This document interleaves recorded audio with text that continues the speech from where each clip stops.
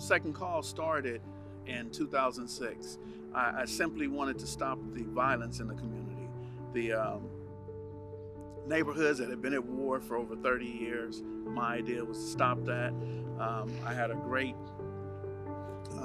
plan. My plan was to be the next Father Greg Boyle. I was going to get everybody a job. And it didn't work because a lot of them showed up high, they showed up late, they would work 1 week and quit. It just wasn't working out. So what I came to see was that they needed to have certain skills. They needed skills because some of them had never had a job or never been in a workplace environment. So I knew that that wasn't working. I had to go deeper. And my good friend, my mentor, Bo Taylor, told me, he said, it's dysfunction, Skip. He said, you're dealing with dysfunction. If you could sit down with the people you're working with and just have a conversation about dysfunction. And when we sat down and talked about dysfunction, I uncovered that there was a lot of unresolved and vicarious trauma.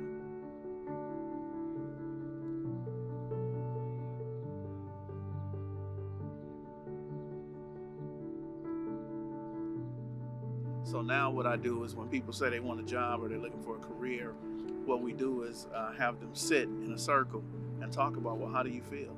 How do you deal with emotions? How do you deal with anger? How do you deal with low self-esteem? How do you deal with the everyday life struggles that go on in the community?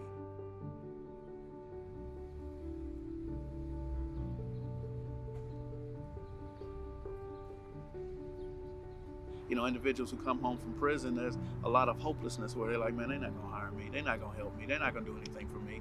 And there's a lot of people who are looking at individuals who are coming home from prison and coming from those communities like, man, they're not gonna work out.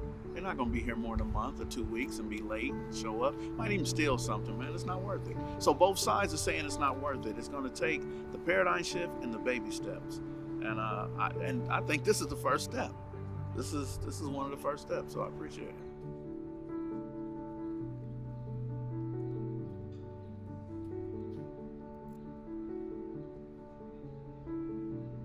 We have a 61-year-old first-year apprentice. This guy did 41 years in prison. No government programs is available for him. That's part of Second Call. What we do is we deal with the people that society normally disregards and ignores. Society has to stop being afraid of people, and that's what we do at Second Call. We invest in people. I think our biggest challenge and the thing that we should have, in my opinion, is a building.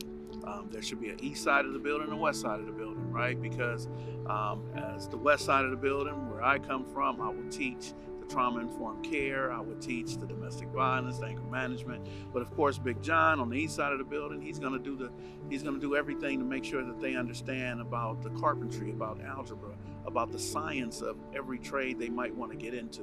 So it needs to be a mixture of both. We need to have healthy people, and once they're healthy, they need to stay in that building and go on the other side and learn how to swing a hammer and learn how to use a tape measure and learn the things that they're going to need, especially how to be 2 hours early and not 2 minutes late on a job site, and how to work with people who may not look like them, may not speak their language. But, so there's so much that we need to have in one place. And by us having meetings in different locations for an hour and a half, 2 hours, I think we're very effective, but not as effective as we should be.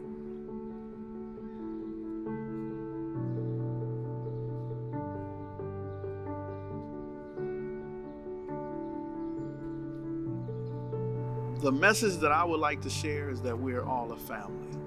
White, black, brown, whatever the color is, we're the human family. And we are so dysfunctional. And I believe that Second Call can help take that dysfunction away, where we can be a healthy family. We don't have to live dysfunctional anymore. We don't have to be in fear of each other. We don't have to compete against one another. I believe that if Second Call works the right way, we could be a healthy family, nationwide and bigger than that, even worldwide. Just how can we work together on our common goals instead of competing or being afraid of each other?